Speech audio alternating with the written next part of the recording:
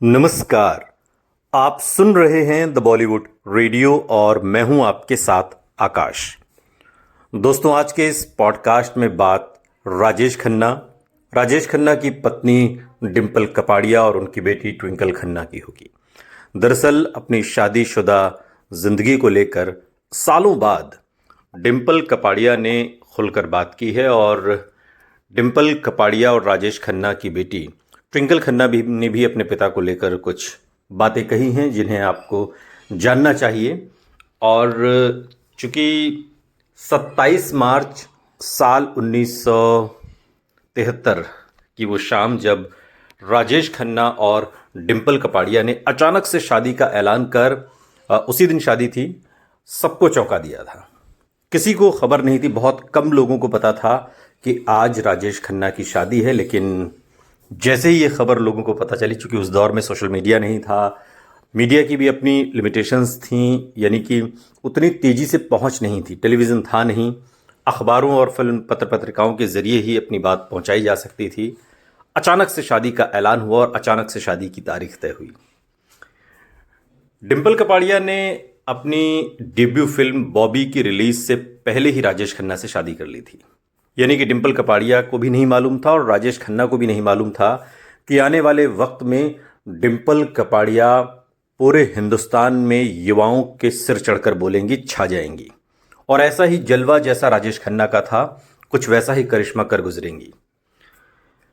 लेकिन दोनों की शादी लगभग 9 साल तक चली और वो आनंदमय भी नहीं कही जा सकती। डिंपल कपाड़िया ने पिछले इंटरव्यू में राजेश खन्ना से अपनी शादी को दर्दनाक कहा था।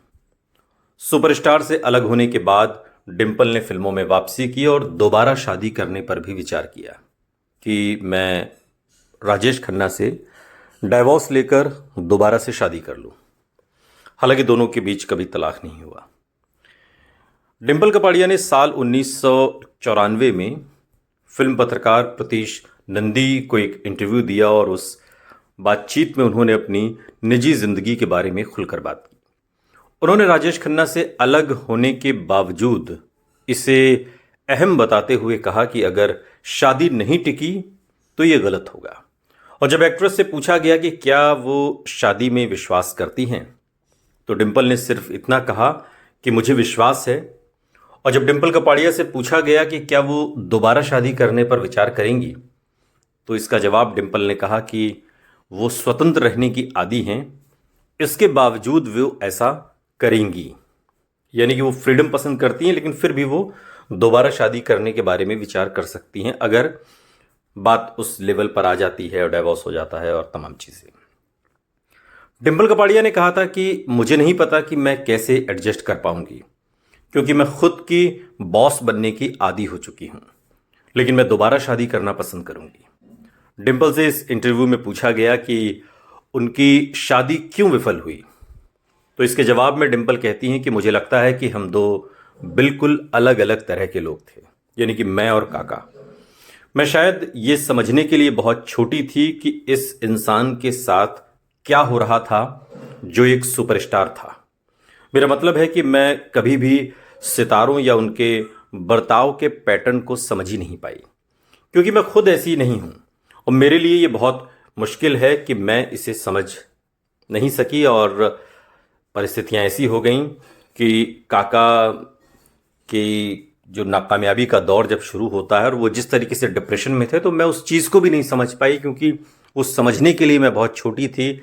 फिर मैं प्रेग्नेंट हो गई, ट्विंकल का जन्म हुआ, तो मौका ही नहीं लगा उस पूरे एरा को समझने का जिससे काका गुजर रहे थे। डिंपल कपाड़िया और राजेश खन्ना बॉलीवुड के उस दौर में सबसे मशहूर और सबसे ज़्यादा चर्चा में रहने वाले कपल थे।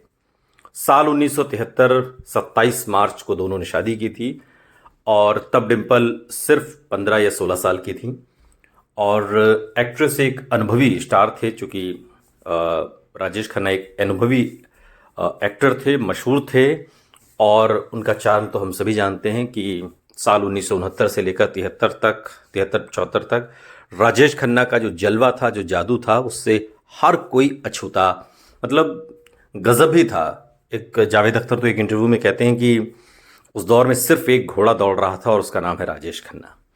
और उन राजेश खन्ना के साथ डिम्पल कपाड़िया की शादी, जो खुद जिसने एक फिल्म की थी और वो रिलीज भी नहीं हुई थी अभी, लेकिन चूंकि दोनों के दाम्पत्य जीवन की जोर शोर से शुरुआत तो हुई थी, लेकिन जल्दी ही खराब स्थिति में पहुंच गए।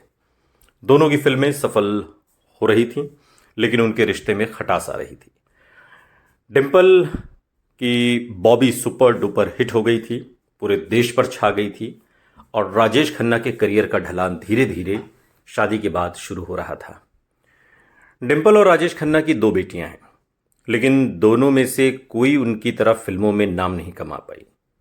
आपको बता दें कि एक्ट्रेस की बड़ी बेटी ट्विंकल खन्ना बॉलीवुड के सुपरस्टार अक्षय कुमार की पत्नी हैं। राजेश और डिम्पल साल 1982 में अलग हो गए थे। तलाक नहीं हुआ, लेकिन अलग अलग रहने लगे थे। उन्होंने कभी आधिकारिक तौर पर तलाक नहीं लिया। दोनों के अलगाव की चर्चाएं होती रहती। डिम्पल फिल्मों में चमकती रहीं, जबकि राजेश खन्ना साल 2012 में अपने निधन तक बॉलीवुड आइकन बने रहे। बॉलीवुड की टैलेंटेड एक्ट्रेस डिम्पल कपाड़िया चूंकि आज भी वेब सीरीज में, फिल्मों में नजर आती हैं और अपने दमदार किरदारों के तौर पर पहचानी जाती हैं, लेकिन बॉलीवुड में वो खूबसूरत एक्ट्रेस जिन्होंने महज 16 साल की उम्र में एक्टिंग की दुनिया में कदम रखा, लेकिन फिल्म सिनेमाघरों में रिलीज होने से पहले शादी कर ली, उनको लेकर भी उस दौर की फिल्म पत्रिकाओं ने कहा कि अगर डिम्पल कपाड़िया ने शादी न की होती तो शायद उस दौर की सारी super duper hit film including Sholay Dimple Kapadia के खाते में जाती। लेकिन राजेश खन्ना जैसी हस्ती से शादी रचाने के बाद डिम्पल कपाड़िया का ये सपना अधूरा ही रह गया, और इस सपने को पूरा करने के लिए उन्हें अपनी शादीशुदा जिंदगी में आग लगानी पड़ी। डिम्पल कपाड़िया इंडस्ट्री की उन टैलेंटेड एक्ट्रेसेस में से एक हैं जिन्हें कम उम्र में प्यार हुआ। अपनी पहली फिल्म की रिलीज से पहले ही वो राजेश खन्ना की पत्नी बन गई, और एक्ट्रेस ने अपने एक पुराने इंटरव्यू में इस बात का खुलासा भी किया था कि इंडस्ट्री के इतने बड़े सुपरस्टार से शादी रचाने के बाद भी उनका एक सपना अधूरा रह गया था, जो उन्होंने राजेश खन्ना से शादी करने से पहले सोचा था। और डिम्पल का यह भी कहना है कि वो काफ़ी भोली भाली थी, उन्हें ज़्यादा कुछ पता नहीं था। डिम्पल कपाड़िया ने बहुत कम उम्र में खुद से तकरीबन दुगने राजेश खन्ना से शादी रचाई थी, और एक पुराने इंटरव्यू में डिम्पल कपाड़िया कहती हैं कि मैं शुरू से ही काफ़ी फिल्मी रही हूँ, और सच कहूँ तो मैंने सोचा था कि जब मैं राजेश खन्ना से शादी करूँगी तो वो मेरे सपनों की रानी कब आएगी तू गाएंगे और मुझे पहाड़ों पर ले जाएंगे, और मैं इस तरह के रोल भी करूँगी। और ये तमाम बातें कहते कहते डिम्पल इस इंटरव्यू में हंस पड़ती हैं। डिम्पल ने अपनी बात को आगे रखते हुए कहा कि आप मेरा यकीन करें, मैं कसम खाती हूँ कि मैं झूठ नहीं बोल रही, और उस वक्त मैं बहुत भोली थी। फिल्मों का असर मुझ पर बहुत ज़्यादा था। काका की फिल्में देखकर हम बड़े हो रहे थे। मैं असल ज़िंदगी में भी वही सोच रही थी कि जब हम पहाड़ों में घूमने गए तो मैंने देखा कि गाना भी नहीं हुआ, हवा भी नहीं चली, तो मैं काफ़ी निराश हो गई, क्योंकि असल ज़िंदगी फिल्मी ज़िंदगी से बहुत अलग होती है। क्योंकि मेरा सपना टूट गया था और मैं उस वक्त इन चीज़ों में बहुत विश्वास करती थी, और उस वक्त सोचो मैं कितनी मूर्ख थी, ये मैं आज सोचती हूँ। और आपको बता दें कि राजेश खन्ना से अलग होने के बाद डिम्पल कपाड़िया ने अपनी पहचान बनाई, और बाद में उन्हें फिल्म रुदाली के लिए तो नेशनल अवार्ड तक मिला। लेकिन क्या कभी राजेश खन्ना की बायोग्राफी या बायोपिक उनकी बन सकती है, या कोई किताब लिखी जा सकती है? चूँकि ट्विंकल खन्ना खुद भी राइटर हैं, और ट्विंकल खन्ना ने कई बेहतरीन किताबें लिखी हैं, और कॉमेडी से उन्होंने रीडर्स के बीच एक ख़ास पहचान बनाई है। ट्विंकल खन्ना को मिसेज फनी बोन्स के नाम से जाना जाता है। वो कॉमेडी का सहारा लेते हुए सरकार और सिस्टम पर करारा तंज कसने का कोई मौका नहीं छोड़ते, और अपनी कलम से दुनिया के बारे में लिखने वाली ट्विंकल से जब उनके पिता और बॉलीवुड की सुपरस्टार राजेश खन्ना की लाइफ स्टोरी लिखने के बारे में सवाल किया गया, तो ट्विंकल खन्ना ने जवाब दिया कि सब कोई हैरान रह गया। दरअसल एक इवेंट में ट्विंकल खन्ना से उनके पिता राजेश खन्ना की जीवनी यानी उनकी बायोग्राफी लिखने के बारे में सवाल किया गया तो एक्ट्रेस ने तुरंत साफ इनकार कर दिया। उन्होंने कहा कि वो अपने पिता की बायोग्राफी नहीं लिखना चाहती। ट्विंकल खन्ना ने कहा कि वो ऐसी स्टोरी लिखना चाहती हैं जिसमें कोई मैसेज हो और स्टोरी में परत हो। वो सिर्फ एक इंसान के ऊपर बेस्ड स्टोरी नहीं करना चाहती।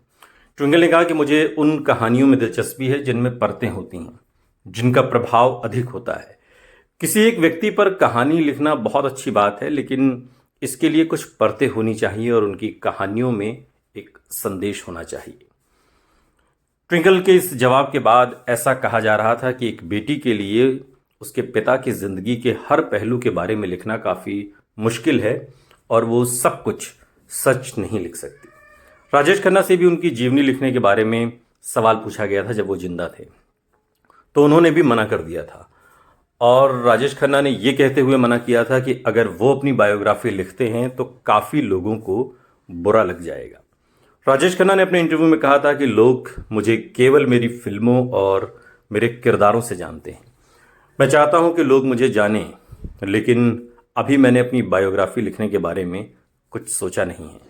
बायोग्राफी लिखने के लिए मुझे अपनी ज़िंदगी की हर घटना का जिक्र करना होगा जो कुछ लोगों को ठेस पहुंचा सकती है और शायद मुझे भी। सुनते रहिए द बॉलीवुड रेडियो, सुनता है सारा इंडिया।